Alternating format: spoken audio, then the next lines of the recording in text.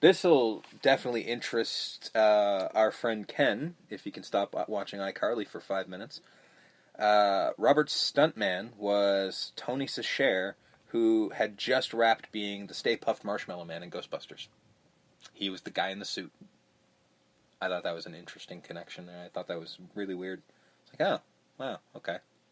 Hey, work is work, bud. Yeah, and 1984 was a hell of a year for movies. Yep. The nursery rhyme, 1-2, Freddy's Coming for You. The lyrics were in the script. The music and melody were written by Heather Langenkamp's then boyfriend, Alan Pasqua. I didn't know that before reading that book either. So does that guy get money I would assume, although I don't know, because or whatever, this movie's a fucking quote-unquote nightmare as far as how it was produced, so I don't know. It's like, I would guess. Where the royalties well, go. no, it'd have to be because everybody else is still getting royalties, so I'd assume he is getting something, but it's probably like, a quarter of a cent. Because, hey man, although that no sense. But you know what? That song's in every movie. So he might be, if you work it out, he might be making more than everybody else in the picture just because. Just because he happened to be dating the star of the film at the time. Pretty much, yeah.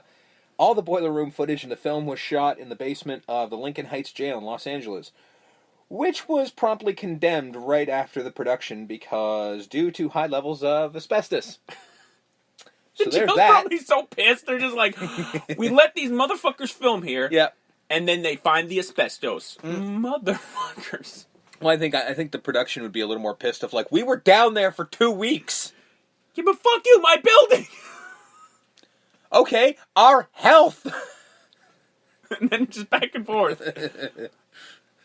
Well, actually, no, the building... No, now that I mention it, the building wasn't condemned. Oh, just that part. Yeah, they literally just closed off the basement. Go to the boiler room. Building actually was used in some other production shortly after this, that one of the actors, or it was Jock Haken, the director of photography. He worked in a movie shortly after Nightmare. And he's like, I'm not going anywhere near and that's how I think they found out, because he was like, oh, wait, there's asbestos. Like, they told him, like, oh, we can't go to the basement. He goes, what do you mean? I was just there for Nightmare. And they go, no, it's riddled with asbestos.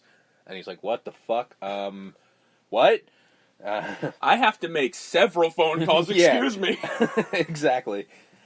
So, the other star of the movie, The House, located at 1428 North Genesee. I totally fucked that joke up, didn't I? Wow, I'm too excited.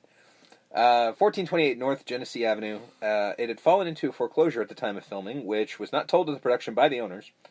Chances are they agreed to let the production use the house in a way to make payment to keep their home. House is still there? Yes, I'll get there. Yeah. Representative put up a sign and told the representative from the bank or whatever that was foreclosing, pulled up a sign and said, under no circumstances are they supposed to remove that sign. And they were fighting, like, what do you mean? Like, we have to film here. We can't have this stupid sign in the way. So they're like, well, I don't care. It's not my problem. And they walked away, and then they took the sign down. And they were there for a week. And so you're on the corner? Yeah. Just they took the sign sign down down and just throw it. Yeah, they were there for a week. No one said a damn thing. Oh, shit, he's coming back. No, he didn't even come back. He just assumed that they would agree to it. Just want this comedy. He's coming back around the corner. Quick, put the sign back up. It's like, yeah, there's one guy, they hire a kid off the street. Like, hey, we'll give you $50. Just stand over there and see if that asshole's coming. You see this guy, you put that sign in the... Yeah, what's the code word? Bitch. Just yell bitch and we'll put the sign back up. The house had fallen into foreclosure again and was purchased by a woman named Angie Hill in 2006. It was falling apart. She completely renovated the inside and back of the house, leaving the front remaining the same. And it was sold in 2013 for $2.1 million. Goddamn. More than the production of this film. With the stress of the budget and Bob wanting to be more hands-on in filming, since it's his company on the line, he and Wes argued constantly. After a particularly nasty argument, Wes allowed Bob to quote-unquote direct, i.e. call action and cut, on the melting stairs scene as a sign of, hey, we're friends, we're in this together. Turns out Wes didn't even want to film that scene anyway. It was added near the end of production, and Bob insisted because it was a recurring nightmare he'd had. So Wes didn't see any reason for it to exist. It's a good scene. It is. And they only had one shot at doing it. Wow. I was going to save this for that moment, but I can explain it now. Basically, the stairs, what they did was they just built on top of the stairs, and inside it was just Bisquick. Like as they said, like if you mix up Bisquick but you don't mix it up properly, leave it a little bit thicker than normal, and you leave it for about an hour, it is probably the most viscous fluid you'll ever find in your life. So all they did was they just put like a carpet over top of it so it matched the stairs, and then they just had their stunt woman, because Heather couldn't do it because of something I'll talk about in a minute. They just had her stunt woman just sort of walk in and that fighting that she was doing, 100% legit. Could not do that. For the record, yes, viscous fluid is a great '80s metal band name. That's the name of my next album. Viscous fluid. Tell me you wouldn't buy that album, right? One of the major arguments they had were about the ending. Wes's original ending was to have the movie pretty much all be a dream. Not say it, but really. She gets in the car with her friends and she drives away. And her mom has that ridiculous line of, I'm not going to drink anymore because I don't feel like it, which always bugged me. It's the stupidest line in the whole film. It's a slap in the face of every alcoholic in the history of people. It really is. But again, it proves more that that's the dream, because usually a human being couldn't say that. Bob, seeing potential in the franchise, wanted a shot at the end to show Fred was still alive. Several endings were filmed. One of them was with everything fine except the mother gets pulled through the door at the end, which was a very tricky thing to do, and they thought it was going to look stupid, but actually kind of works. It looks a little ridiculous. It does look ridiculous, but again, you can kind of get away with it because it is a dream. Yeah. But it does work. It actually does work. They thought it was going to look... Apparently, they said if you look at the test footage, it looks much worse. I can imagine. The ending that... There's an ending that they were going to have that was basically like The World is Fucked, which is basically the striped top that we normally see comes flying down, but you see Freddy driving the car, and Nancy sort of screaming at her mother, and that's in the moment when she gets pulled into the door, which also kind of doesn't make sense, because how's he pulling her through the door and driving the car at the same time, other than dream? But still weird. So Bob kind of got what he wanted because they cut together 3 different types and put it together as one. They have the car, they have the mom. They have the car, they have the mom, but they don't have Freddy driving. They have that, but the rest of it is the happy ending, like the driving away and everything like that is all the happy stuff. So they kind of put it all together to make one ending. The film was notorious for having issues getting funding. It took 2 years for Bob Shea to secure funding for the movie. Bob had originally struck up a deal with Smart Egg Pictures for $2 million. But as production began, they pulled out. The crew worked for 2 weeks without being paid, and when they threatened to walk, Bob paid them using his own credit cards. Ironically, when Bob was giving, at that exact moment when the Smart Egg people just dropped, Bob was giving a speech at a conference on how to secure funding for a movie. That went well. So Bob was able to secure roughly $1 million from a company called Media Home Entertainment. You want to talk about somebody getting screwed? By completely selling the rights to home video releases of the movie. Which means that they don't make very much at all, if anything, on any home video release.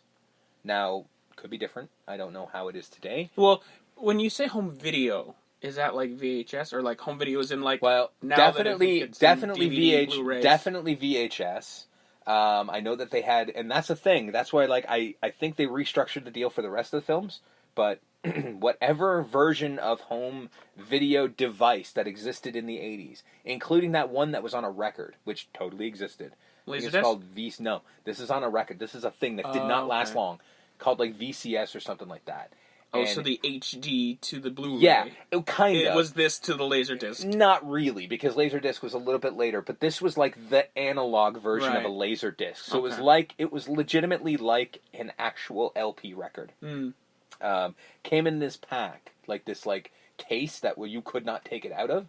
What you would do is you would take the case, put it up to the machine. The machine would suck out the thing. It would play it. And then when you wanted to eject it, you would eject it into the case. You could see why this didn't last. Yeah, clearly this was a problem. But yes, Nightmare on Elm Street was on that. It was also on, like, it was on Betamax. It was on VHS. Like, It was on your watch. Kind of, yeah. Like, any version you could have, media threw it out there. So I'm thinking that's the only one that they have complete 100% control. I don't know if that's still today. I don't know if they restructured what about for DVD digital, or whatever. Digital release? I don't know. I mean, I'm sure that they've made their investment back tenfold by now, so... On this movie alone, let alone... Yeah, exactly. So I don't think anyone is complaining, because media is involved in every one of them. They're producers on all of the films. So, I don't know. They got their money. They did. They definitely did. During production, they were running multiple crews at once, filming more than one scene whenever possible, because more than normal of any other film crew, because they wanted to do it as quick as humanly possible. Wes asked his friend Sean Cunningham, creator of Friday the 13th, to direct scenes as well. So yes, Freddy's dad and Jason's dad both worked on Nightmare on Elm Street. Sean's overly forceful attitude and directing style were hated by the cast and crew. Heather Langenkamp actually cut her foot, requiring stitches, because he wouldn't allow the PAs enough time to sweep where she'd be running barefoot, which is also why she didn't do the stairs, because that was that exact thing. She'll be fine. She's fine. And then she went to the hospital. As they're loading her in, she's fine. Yeah. Let her out. She'll... Now, this made Robert Englund, who had become very good friends with her, because they were kind of frickin' frack on this movie. I'm surprised. I wouldn't be surprised if they formed some sort of father-daughter. They definitely, well, to this day for sure, Yeah. and they did then as well. Like he spent a lot of the movie just sort of making jokes with her and pushing her and seeing where the line is so that she could be completely comfortable with him because of the kind of scenes they were going to have. So when she cut her foot because of this shit, Robert Englund fucking lost his shit. He goes for his actual, like, not the stunt glove, like the actual glove. The hero like, glove, and just like, I'm going to kill this motherfucker. He literally just started yelling at everyone. And basically was just like, hey, people, do your fucking job here. People are going to get hurt. There's actors working here. Would you fucking sweep this up and all this shit? Like, lost his shit. Yeah, some poor, like, intern, like, yes, I'll sweep it up. Yes, sir, Mr. Kruger. I mean, Mr. England, please don't kill me. That's pretty much exactly how it went, kind of. And in all fairness, he's also in, like, full Freddy drag. When so I you'd say be like, intern, fucking hell! When I say intern, I'm thinking the kid from Simpsons. Like, yes, sir. The squeaky voice team. Yes, sir, Mr. Yes, sir. I'll sweep it immediately, sir. Oh, if only. They couldn't afford interns. They're free. They still couldn't afford interns. So basically, everyone got fed up, and then all basically asked Wes, can you please send Sean home? And he did. Oh, get out of here. You get out of here. Thanks, man, but they all think you're an asshole, so get the fuck out. So, more money woes. After filming was complete, twice the film was held hostage and saved by one of the producers, Sarah Risher. So angel investments. Yeah. On numerous occasions. The first time it was done was the composer, Charles Bernstein, who refused to release his music because he hadn't been paid for his work. He was done, and basically done, and they were like, he's like, yeah, the check's in the mail. Like, no, you're not getting shit until I get money. So Sarah called him while in the final stages of her pregnancy and begged him to release it, promising him the money was coming, which he did. And we'll have a pregnant lady call him, and then she was asked to do it because Bob said no one would say no to a pregnant woman. He was right. We're not done with this. Whatever it takes, bro. Whatever it takes. We're not done with this yet. The second time was the film processing company, who would not release any of the prints of the film for theaters because they had also not been paid. The check's in the mail. This was a company that normally did porno, and Jesus. Sarah called them hours after giving birth to her child. When Bob asked her to do it, she said, I can't, I just gave birth, and his response was, so a phone call will be easy. And it worked, they got the fucking movie. Dispatch the pregnant lady, she already had the baby. Doesn't matter, they don't know that. Well, they needed it because originally New Line was going to shop the completed film around to other distribution studios. One such was Paramount Pictures, where Friday the 13th is.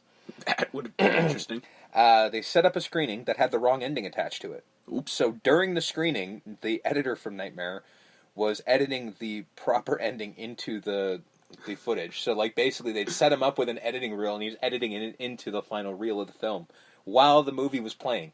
He finished it just in time. Jesus Christ.